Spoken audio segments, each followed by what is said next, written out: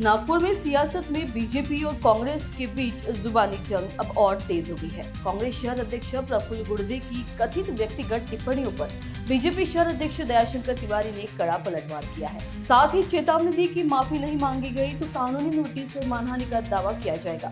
दयाशंकर तिवारी ने कहा कि लगाए गए आरोपों के लिए प्रत्यक्ष प्रमाण की जरूरत नहीं है। आइए जानते हैं इस मामले की पूरी सच्चाई खुद दयाशंकर तिवारी की जुबानी। आज की पत्र परिषद में उपस्थित सभी पत्रकार बंधुओं, 3 दिन पहले मैंने इसी जगह पर एक प्रेस ली थी।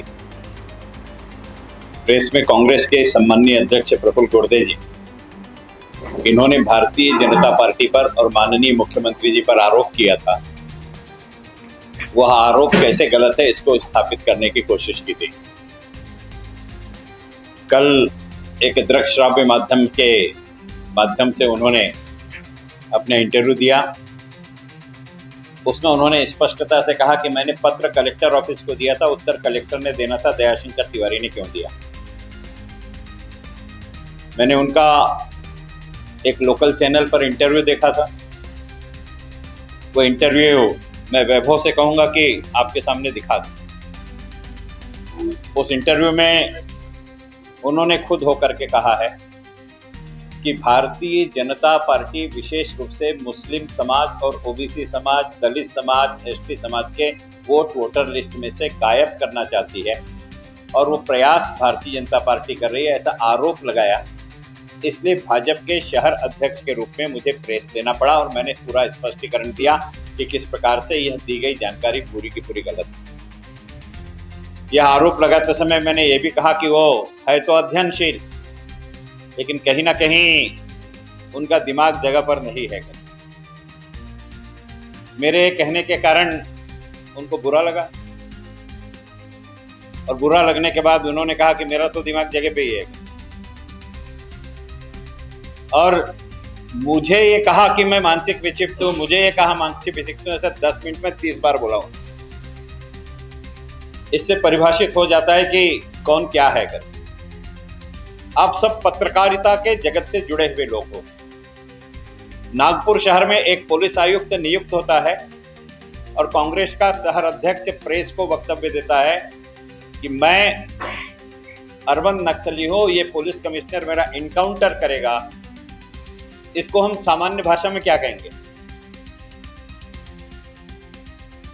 मानसिक विक्षिप्ति कहेंगे ना। मैंने उस समय कुछ नहीं कहा, लेकिन आज इसलिए बताना पड़ रहा है कि 10 मिनट में 30 बार मुझे मानसिक विक्षिप्त का, मुझे मानसिक विक्षिप्त का, मुझे मानसिक विक्षिप्त का, ऐसा उनके फेसबुक लाइव में अगर सुनाई पड़ता है तो कहीं ना कहीं उनके मस्तिष्क में यह संदेह जरूर है। मैं किसी के व्यक्तिगत जीवन में हस्तक्षेप करना नहीं चाहता, लेकिन उन्होंने उस फेसबुक लाइव में यह भी कहा कि बहुत बड़ी संख्या के मुस्लिम वोटर 6 नंबर का और 7 नंबर का फॉर्म भर के भिवंडी में दर्ज कर दिए गए और उनके नाम नागपुर से कटाए जा रहे हैं। मैं प्रफुल्ल गुर्दे जी को खुली चुनौती दे रहा हूं कि उन्होंने आमने सामने मंच पर बैठ करके ऐसे मतदाताओं की यादी लानी चाहिए जिनके 6 नंबर के और 7 नंबर के फॉर्म हमने भरे हैं, अन्यथा राजनीतिक जीवन से इस्तीफा दे देना चाहिए। राजनीतिक रोटी सेकने के लिए धार्मिक उन्माद उत्पन्न करना ये कांग्रेस की विरासत रही है और अपने उस वक्तव्य के माध्यम से प्रफुल्ल गुर्दे जी ने ये बात कही है। इसलिए मैं प्रफुल्ल गुर्दे जी की इस बात का भी पूर्णता के साथ में निषेध करता हूं। हाँ, विनम्रता से एक बात कहना चाहता हूं कि आज कांग्रेस के एक विधायक का फेसबुक पर वीडियो आया, आप दिखाइए वीडियो। रखे थे एसआईआर के कारण वो बोगस वोट रद्द हुए, इसलिए केरल में कांग्रेस की विजय हुई, ऐसा कांग्रेस का विधायक कह रहा है। अब मैं आपको इसका दूसरा भाग बताता हूं। इतवारी में सराफा होली है।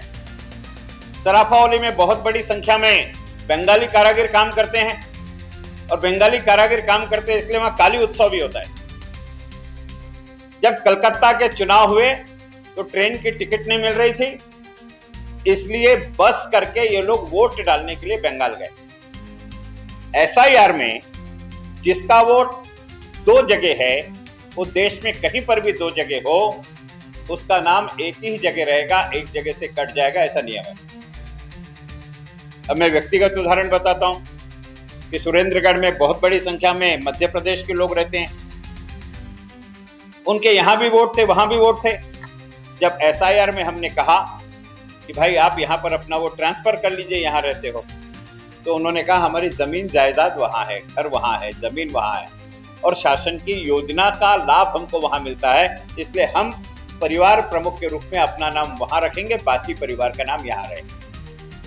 अर्थात नागपुर में 15 साल, 20 साल, 25 साल से रहने वाला व्यक्ति भी मेरी जमीन जायदाद वहां है, इसलिए मैं वहां अपना नाम रखूंगा, इसलिए अपना नाम वहां रखना चाहता है और वर्तमान पीढ़ी का नाम यहां रखना चाहता है।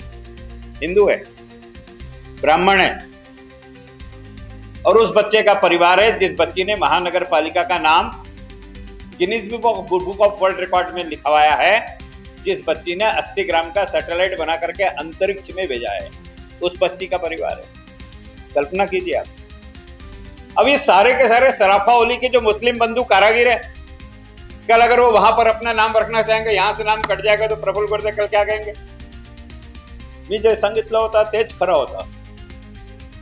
त्यांचं वक्तव्य खूपच आगळा वेगळा आहे। 15 ते 20% नाव वगळण्याचा प्रयत्न भारतीय जनता पक्ष करत आहे। त्याचा सामूहिक विवाह असतो, ती माझी सामाजिक बांधिलकी आहे की 29 वर्ष पूर्वी तो सामूहिक विवाह मी सुरू केला, म्हणून मी तिथे आजही पौरोहित्य करायला जातो आणि काही चोरीचं काम नाही आहे। पण पैसेबद्दल जर प्रफुल्ल गुर्देने माझ्यावर आरोप केलाय तर त्यांनी सिद्ध करून दाखवावे किंवा त्यांनी 48 तासात माफी मागावी। जर प्रफुल्ल गुर्दे माफी नाही मागणार तर मी मानहानीच्या नोटीस बजावणार आणि कोर्टात त्याचा विरोध मी दावा दाखल करणार आहे। 48 तास मी प्रफुल्ल गुर्देला दिले आहे। एक तो त्यांनी आपल्या वक्तव्याबद्दल माफी मागावी, सार्वजनिकरित्या मागावी, किंवा आपल्या विरोधात मानहानीचा दावा दाखल होणार आहे याच्यासाठी तयारी ठेवावी। आज याच्यासाठी मी आजची प्रेस बोलवलेली आहे।